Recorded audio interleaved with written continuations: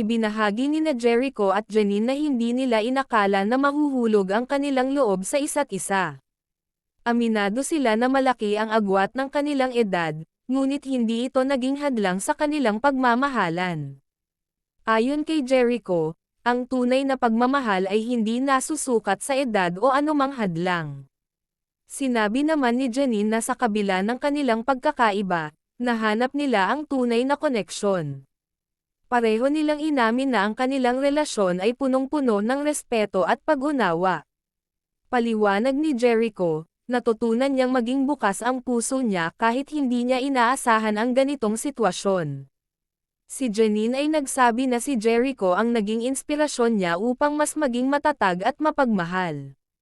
Sa kabila ng mga opinyon ng ibang tao, nanatili silang matatag sa kanilang desisyon na ipaglaban ang kanilang pagmamahalan.